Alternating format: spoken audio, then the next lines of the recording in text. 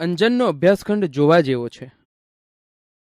ખુરશીમાં જાજમ ઉપર જોડા સાથે જ્યાં ને ત્યાં ચોપડીઓ ને નોટબુકો રખડતી પડી છે. ટેબલ ઉપર મોજા છે. મેલા અને ધોયેલા કપડાં પણ એક જ ઢગલામાં દેખાય છે. એક બે કિત્તા, 2-3 પેન્સિલ, રબર વગેરે છૂટાછવાયા રખડે છે. અહીં અંજન આવે છે. લાલમાં વાદળી રંગ મેળવીએ એટલે જાંબુડો થાય. પીળામાં લાલ મેળવીએ એટલે નારંગી થાય. વાદળીમાં લીલો મેળવીએ એટલે માસ્તર આમ ગોખાવ્યા કરે એ ખોટું. યાદ તે કેટલું રહે? હું તે ગણિત ગોખું કે ઇતિહાસ ગોખું? એક પાકું કડકડાટ કરું છું ત્યાં બીજું મગજમાંથી ખાલી ખમ થઈ જાય છે. અમારે ભણવું કેટલુંક, રમવાનું તો જાણે નામ જ ન લેવું. હું તો હેરાન થઈ ગયો. આવું ભણતર તે કોણે કર્યું હશે?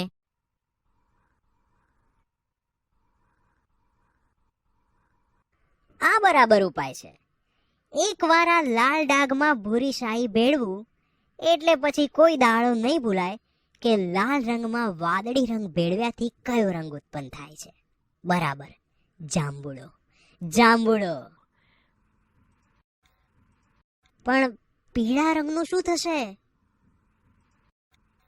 ભાઈ, 17 સત્તા કેટલાયા 100? પણ હું વાંચું છું ત્યારે કેમ આવી? જા, નથી કહેતો. તું તો હમણાં કૂદકા મારતો હતો. તેમાં તારું શું ગયું? જા, તું તારું કામ કર. પણ કે કૂદકા મારવા દઉં? ગરબડ નહીં, જાઉં કૂદીશ ખરો, પણ તને તો કાંઈ નહીં કહું. બાપુને બોલાવવા દે. કપડાં કાળા કર્યા છે તો લગીર ગાલ લાલ કરે. મને જવા દે. કિન્નર, 17 સત્તા 19 100. કેમ રે? શાના ધમપછાડા ચલાવ્યા છે? આ કિન્નુ મને ક્યારની પજવે છે. કેમ કિન્નરી? મસ્તી તો અંજુ કરે છે. એના હાથ અને કપડાં જુઓ. અલ્યા, તું તો સુધરવાનો જ નહીં ને.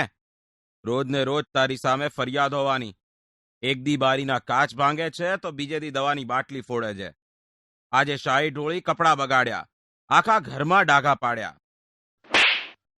બોલ, કેમ કરતા શાહી ઢોળી? ટેબલ પર નાચ કરતો હતો કે ખડીઓ કાઢતો હતો? હું લાલ શાહીમાં વાદળી ભેળવવા ગયો. ત્યારે તો કહે ને કે હુન્નર કરતો હતો. ના, હું ખાતરી કરતો હતો કે એ બેની મેળવણીથી જાંબુડો રંગ થાય છે કે નથી થતો. કેમ? કોઈ રંગારાને ત્યાં નોકરી લેવી છે કે શું? બેસ, વાંચવાનું વાંચ. 10 વાગ્યા પહેલા જો આ ખુરશીમાંથી હાલ્યો કે બોલ્યો તો પગ જ વાઢી નાખીશ. બાપુ, માં કહે છે કે તમે અંજુને મારશો માં. એણે જ બગાડ્યો છે.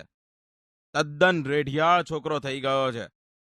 કાલે એના માસ્તર પણ કહેતા હતા કે ભાઈ પહેલા નંબરના ટોટ છે. માસ્તર ભણાવે ત્યારે ભાઈનું મન ભીંતોમાં ભમતું હોય છે. ફાવે છે તો ઊંઘી જાય છે, નથી ઊંઘતા ત્યારે બાંકડા બગાડે છે. વર્ગના બાંકડે બાંકડે એમનું નામ કોતરાઈ ગયું છે. તારી માને મોટા ભાઈના પરાક્રમો તો કહે, પછી ભલે એનું ઉપરાણું તાણે. વળી ચોપડીમાંથી માથું ઊંચો. આજે તારે માથે મોત ભમતું લાગે છે. મને એમ કે બાળકને કોણ કલેશ કરાવે, એટલે હું મૂંગો રહેતો હતો. પણ તમે તો મોંમાં આંગળા નાખીને બોલાવો એવા છો. માવતરનું માવતરપણું રહેવા ક્યાં દો છો? કિન્નરી કહેતી હતી કે કાલે તું વીજળી પંખાને અડપલું કરતો હતો. કોઈ દિવસ આંચકો લાગશે? પણ બાપુ, અમને આંચકો તો લગીરે નહોતો લાગતો. હવે તું એની વારે થા. બધા એને બગાડવામાં સમજ્યા છો. મને લાગે છે કે હવે મારે કડક થયા વિના નહીં ચાલે. અંજુ, ચાલ, ઊભો થા. આમ આવ.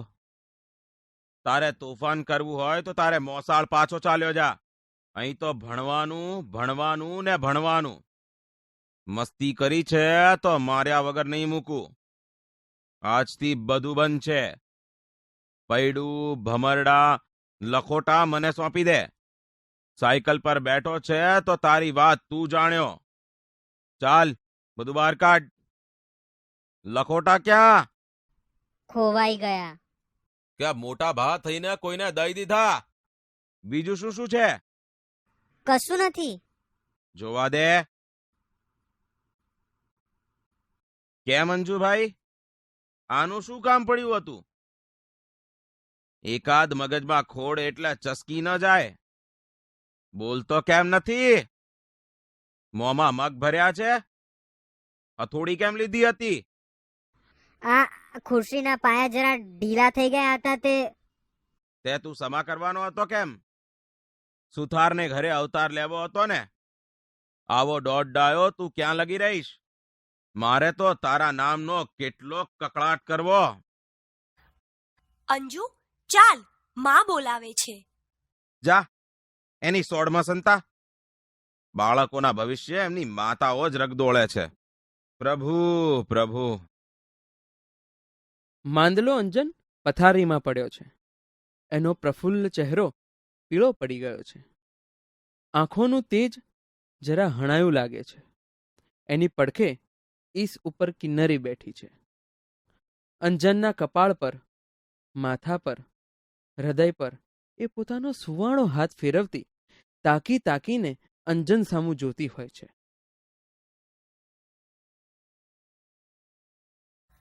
અંજુભાઈ, કંઈ જોઈએ છે? ના કિન્નર, મારે કાંઈ નથી જોઈતું. તારે રમવા જવું હોય તો જા. ના અંજુ, હું તો અહીં બેસવાની. શું કામ? હું માંદો એમાં તારે શું કામ ન રમવું? જા બહેન. ના ભાઈ, હું કયા મોએ રમું? મારા કારણે તું માંદો પડ્યો. મારે જ તને સાજો કરવો જોઈએ. તારે વાંકે? ના ના, હું તડકામાં ખૂબ કૂદ્યા કરતો હતો. પછી તાવ ચડે એમાં શી નવાઈ? ના ના અંજુ, આજે સવારે મા બાપુને કહેતી હતી કે તેમણે જ તને માંદો પાડ્યો છે. એ દિવસે તને બાપુ એટલું બધું ધક્યા ન હોત તો તારી તબિયતને કશું ન થાત. મા મને વળતી હતી કે મેં તને પજવ્યો ન હોત તો બાપુને કંઈ ખબર પડત જ નહીં. એટલે મૂળ વાંક તો મારો જ છે. કિન્નરી, એમ ઢીલી ન થા. વાંક તારોય નથી અને મારોય નહીં હોય. માં ઘડી ઘડી નસીબનો વાંક કાઢ્યા કરે છે ને, મારું એ નસીબ વાંકું હશે. ભલે ભાઈ, એ જે હોય તે. આપણે બીજી વાતો કરીએ. તારે દવા પીવાનો વખત થયો છે. પીશ અંજુ? જવા દે, મને બહુ કડવી લાગે છે. એ પીવું છું એટલે આંખે અંધારા આવે છે. જવા દે. પણ ભાઈ, દવા પીધા વિના તે કાંઈ ચાલે? ડાક્ટર સાહેબ, અઠવાડિયામાં તો છોકરો લાશ થઈ ગયો. હવે તો બરાબર થઈ જાય એવું કાંઈક કરો. રોજ કેટલો તાવ રહે છે, ક્યારે ચડે ઉતરે છે વગેરે ચિઠ્ઠીમાં લખી મોકલતો. પણ આજે તો ઘરમાંથી હટ લીધી કે તમને તેડાવવા. મને થયું કે વાત વિચારવા જેવી છે. સારું થયું. આવી આળસમાં કોઈ વખત માણસ બાળક ગુમાવી બેસે છે. ઠીક છે કે આને એવું કશું લાગતું નથી. બાકી મામલો બગડી બેસે પછી તો અમારે સુધારવો કેમ? સાહેબ, છોકરો દવા બરાબર પીએ છે કે? લ્યો, દવા પીવી નહીં ને તબિયત સુધારવી, એ તો કદી બનતું હશે? હરિભજ્યા વિના વૈકુંઠ મળતું હશે? ડાક્ટર સાહેબ, હવેથી હું ધ્યાન રાખીશ. અંજુ, સાંભળ્યું ને? દવા વખતસર પીવાની છે. અને કિન્નરી, સાંભળ્યું કે? દવા નિયમસર પાવાની છે. હો બાપુ. તો ચાલો, હું લખી આપું. અંજુ, ડાક્ટર સાહેબે તો તારી નાળે ના તપાસી. સારું થયું. હવે હું દવા ઢોળી નાખવાનો છું. અરે, એવું તો થાય? કિન્નરી, અહીં આવ તો. આવી માં. જા, માં શું કહે છે? તું અહીં બેસી રહે છે અને એને તો કાંઈ એ મદદ કરતી જ નથી. હું હસતો નથી એટલે માં રડ્યા કરે છે. હું બોલતો નથી એટલે બહેન ગમગીન બને છે. પણ હું શું કરું? મારો આનંદ મરી ગયો છે. જાણે જીવન જ જતું રહ્યું. ભાઈ ભાઈ, ભાસ્કર કાકા આવ્યા. હે? ચાલ, ક્યાં બેઠા છે? હમણાં અહીંયા આવશે. માં તેમને તારી જ વાત કરતી હતી.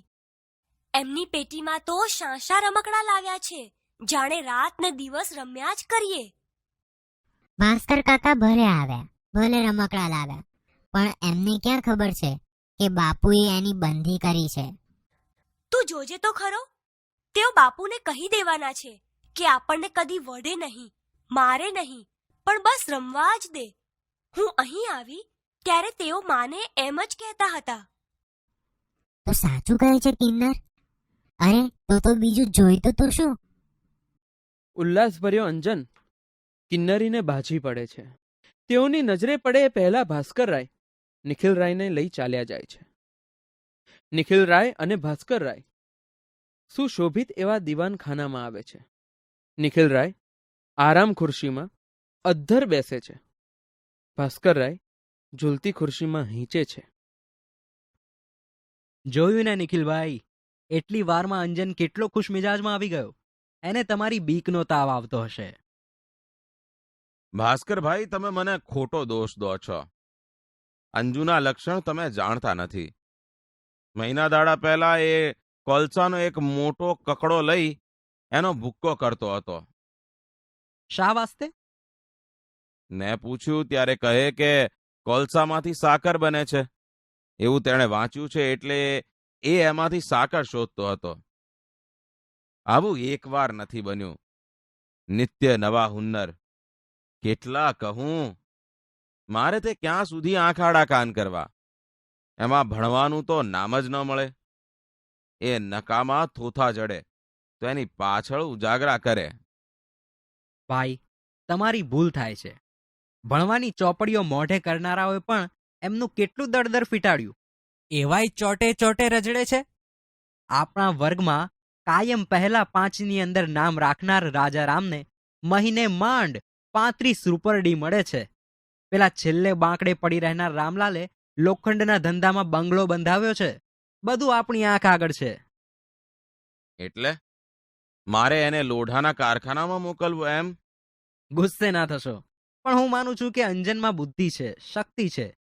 એટલે હું માનું છું કે તમે એને રૂંધી ન નાખો. એને સાચા માર્ગે વળવા દો. અંજનનું જીવન જ્યાં હણાય નહીં પણ પ્રફુલ્લે ત્યાં તેને જવા દો. એ કોલસામાંથી સાકર શોધનારો કોઈક દિવસ જગને નવું અજવાળું આપશે. અંજુ, કિન્નર, અહીં આવો. શું કહ્યું કાકા? અંજન ક્યાં? આ આવ્યો. જાઓ, લતા ભાભીને કહો કે તમને રમકડા વહેંચી આપે. જા. જોયું? નિખિલરાય આડું જોઈ જાય છે. ભાસ્કરરાય પડખે પડેલું છાપું ઉઘાડે છે. અંદરથી આવતો અંજન અને કિન્નરીનો મીઠો કિલકિલાટ બંનેના કાને અથડાય છે.